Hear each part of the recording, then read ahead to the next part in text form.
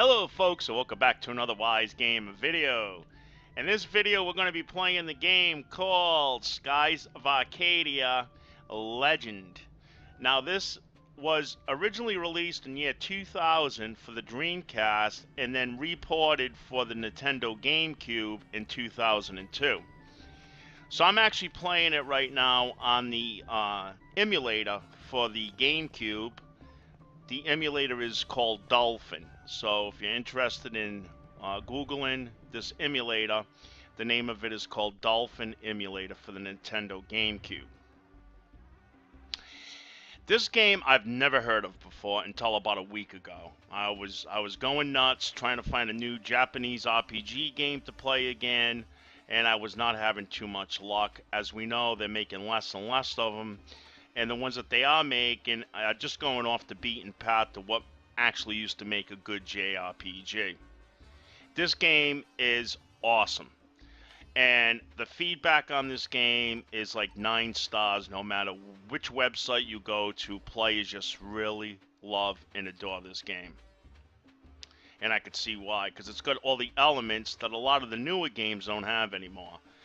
That being turn-based combat, which is really what I've been missing, because everything else has been seeming to be like a real-time strategy type combat system, which I am not really a huge fan of. So this game, in this video, we're going to basically just go over the basics about this game, information about this game. So if you never heard of it either, and you're looking for another Japanese RPG game to play and you've got a GameCube or the emulator or all the above, hopefully this video will help you make that decision and whether it's worth your investment in time. Now it has all the shops that you would normally find in any one of these games like Final Fantasies, Dragon Quest, Chrono Trigger, all those games. It's got all those items that we're familiar with.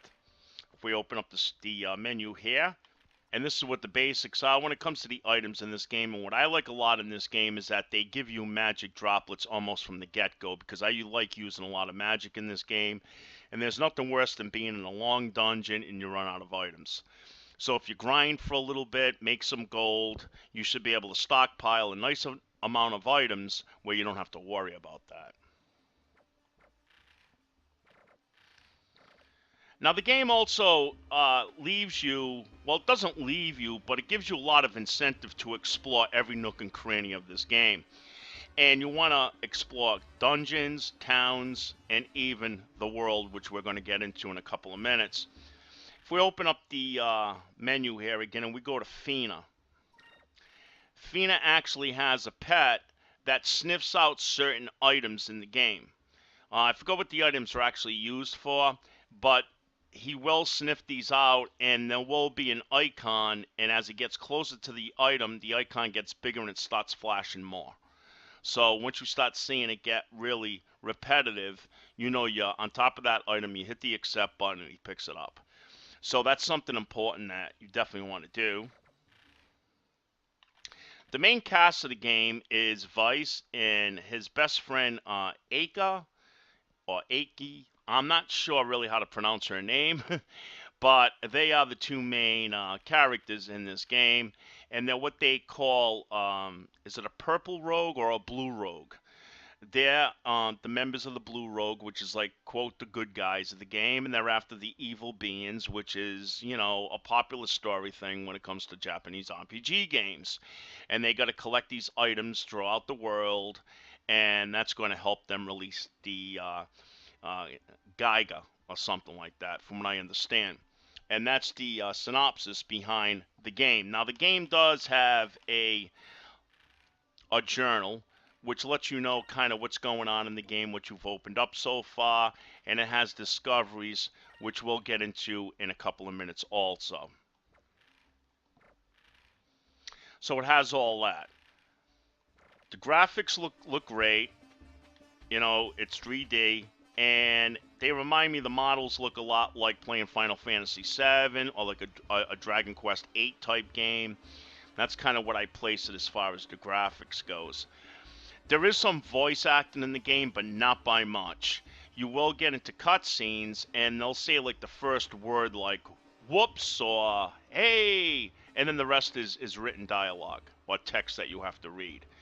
And the same with battles. They'll make some voice sounds, battle sounds, but that's about it. I thought it would have had more voice acting because for a 2002 release or re-release, that's not that old when it comes to voice acting. So, you know, it's your basics when it comes to towns, and your towns and all these land type places in this game are all like on floating islands. So the game consists mainly of sky. And that's how you explore. That's the world, is the sky. Now, let's see. If we come down here, there is a couple of vendors that are just exclusive to this game. And one being this guy right here, and they're located in other towns too. And he is the vendor for our ship. So if you want to buy more powerful components for your ship, you come to one of these vendors and you could buy upgraded torpedoes, you could buy heals. So you could heal your ship, because there's two types of battles in this game. There's regular battles where we fight against the beast, and then there's ship battles where we still control everything, of course, but it's ship fights versus ship. So it's a good ship versus an evil ship. H6, you sank my battleship. So you got two kinds of combat in the game, which is really pretty cool. So here is where you could buy the repair kits for your ship, and you could also use your actual magic from your avatars or your tunes to also aid your ship too and heal it up and stuff. So you have the means of both. This is the guild master that has to do with the discoveries that we mentioned earlier, and this is where you would buy and sell information or whatnot, or mainly to sell off the discoveries that you now discovered. And it gives you bonuses for doing so, and it gives you, I think, gold or whatnot. I just started doing some of this, so I'm not really 100% sure, but it's definitely something you want to do. And if we go down here, we're going to see that this is the discoveries I found so far. So what they're doing between that and that girl's pet is that they're trying to give us the incentive to really search every square inch of this game.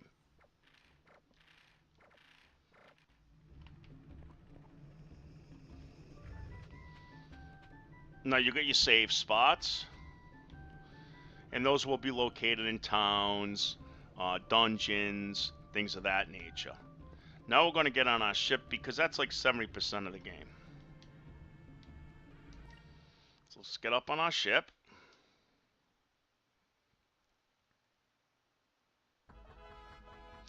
And at first, this was the part of the game that almost made me throw this game like into the recycle bin. Because the ship was driving me crazy. I just couldn't get the hang of it. But basically, it's not that bad at all, and it's actually a really cool concept for a video game, you know, because there's not too many Japanese RPG games that have a ship as its main means of travel. I think there was like a Sukinen 4 or something, Sukinen 4, or however you pronounce that game. That one had a lot of ships in it, but it was ocean ships. This is sky ships. Now, what they do to break boundaries in this game is that they're going to modify and make your ship stronger as you progress through the storyline.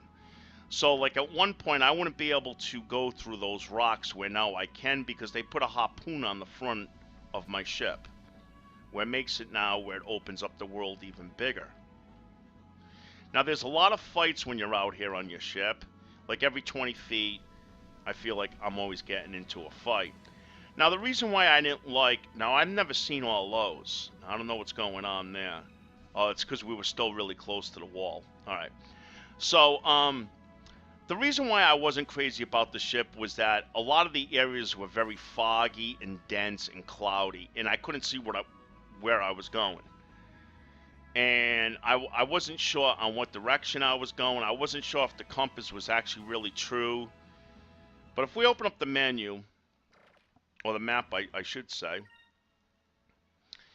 This makes life a lot easier, of course. Now, a lot of games will have a map visible without stopping and opening up a map to see where you're going, especially when you're flying in ships. But in this game, it doesn't have that. So you got to open it up. And in here is your map. And this is so far what I opened up. And of course, this world gets pretty big. I'm actually saved way down here somewhere in my last save. These pins or these markers that we're looking at right here just indicates areas that I've discovered, towns or whatnot, islands, floating islands. And when you go over with the magnifying glass, it tells you the name of the place. Now, what was throwing me off is when you first look at the map, the magnifying glass is set up over the ship. And I wasn't noticing that beam of light coming out of the nose of my ship, which lets you know what direction you're facing. So it lets you know what direction you're actually heading. So if you move the magnifying glass, it helps you see that. So that helps you a lot right there when it comes to navigating the ship. Now you're going to see other ships too flying around. And like I said, some can be enemies and some can be ally. This is an ally one. I think it's a merchant ship. If we could fly up, you got to get up really close to a merchant ship. And stop pressing your button until he kicks in.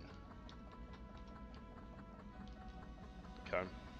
And they'll give you information, sometimes items, sometimes you could buy stuff from them. Right now he's just saying hearsay. So there's other ships. And then like I said about the discoveries, is when you're flying around and you'll come across a new body of land like a floating rock or something like that. You want to check all that stuff out. Alright, here we are with a battle. Now, the battles in this game are turn-based, like I mentioned. And they're actually, so far, pretty basic, which is what I've been looking for in a video game. Because the last couple of games I played, it was pretty much like real-time strategy and stuff. So if you like those turn-based basic games, this is definitely for you. So, the first thing we're going to do right here is we're just going to do like a normal attack. And I'm going to let her do an AoE magic spell to hit them all and get it done with quick. So I'm not going to cover too much in this battle, but the next battle I will. There's really not too much to actually learn about when it comes to the battle system in this game, which is nice. Now that thing's a pain in the butt right there, because 99% of the times you're going to miss him until he runs away. Now if you do kill him, you would think he'd give you like 1,000 experience, but he doesn't. He gives you a little more, but it's not. A lot of times if I come across a whole bunch of them, I'll just run. I don't even waste my time. They're stupid. That's basically all I could say. Alright, now like that waterfall looking thing, that's a boundary. So you can see it is pretty tough to like see things. You know, you gotta agree with me there that the visibility here is like really poor. But later on, as we open up more areas in the game, I'm sure that there's really some really beautiful looking areas. Alright, I don't know where the heck I'm heading. So that's where we have to go back to the map. And all that. Alright, so I just wanted to show you guys an island. Let's try going this way. Alright, here's another fight. Now we'll get a little more deeper into the battle system. But again, it's still pretty basic. The S move is like probably their strongest abilities. Now if we click on it, we're going to see that they're not all lit up, because you need a certain amount of focus for them to use everything in the game. So focus is very important. So say if this was a boss fight, I would recommend building up for the first 2 turns or so your focus on everybody. So we're going to do that right now. We're going to make it believe this is a boss fight. And we're going to let them build up their focus. This also makes it where they can use all their magic abilities too. They need both for magic. They need focus plus mana points. So you just give them an item for the mana, and for focus you do this. Alright, now that guy's... He went to run, but he missed. Now we should be able to use all of his abilities. Now we'll be able to use Rain of Swords. And it's really good looking spells in this game too. Hers will use this burst. Hers still isn't built up enough, so you would have to do another round of focus, say if this was a boss fight and you wanted to use these. So for now we're just going to use a magic attack.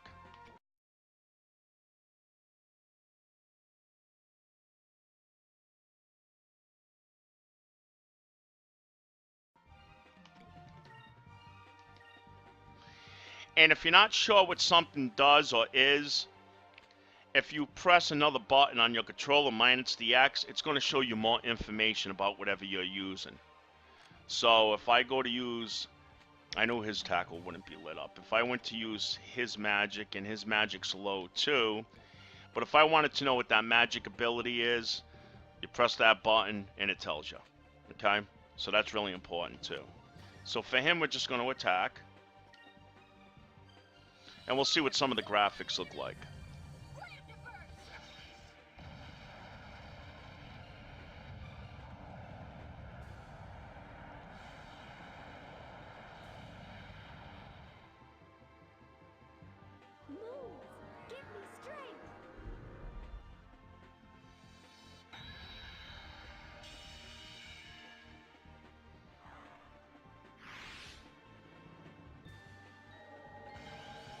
This is kind of a waste for one guy, but for the video it looks cool.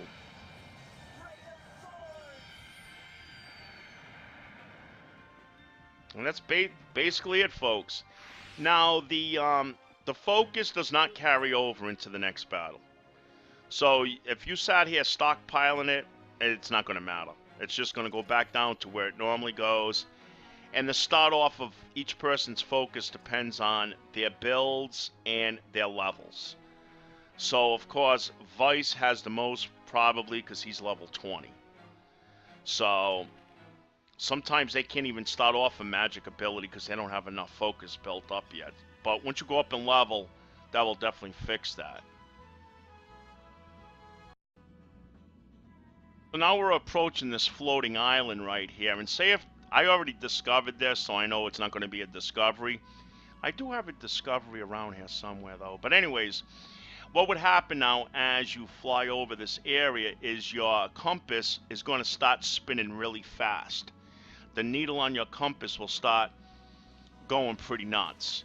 Now once that happens, then you just hit the accept button on your controller and you discovered it. That's all you got to do for the discoveries. Then when you go back to those guild masters, you could hand in the discoveries that you just found. So that's the game's very basic so far. You know, which gives you a lot of time to actually take in the actual game, which is nice because it's got an awesome storyline. The, let's see here. The UI of the game is not much. Another basic thing. So if we go to options, that's all you have. There's no volume adjustment, just stereo and mono. No resolution, no nothing like that, because it was made for an older console system. But one thing it doesn't have that I've never seen in any other game, and I've played a lot of games, is it doesn't have a way to exit the game if you want to quit playing. There's no way of just going to an exit button, and that's it. Now we could see here that there is the save that I was talking about, where you could save it anywhere when you're on the ship or out in the world. And then, of course, you could use this to go inside the ship. So to actually exit the game, I've been doing it this way. I got to hit the escape key on the keyboard, pull up this, and then stop emulating. And that's it. That's the only way I know how to do it. Okay, so let's recap a little bit of what we went over today. Number one, we're playing Skies of Arcadia. For the Nintendo GameCube on the emulator. It's a great Japanese RPG game. It's got a great storyline. It's got good 3D graphics. It's got a nice turn-based combat system, not too crazy. It's got a lot of exploring, a lot of discovering in this game. And as I come across more things that I open up in the game, I will definitely come out with follow-up videos.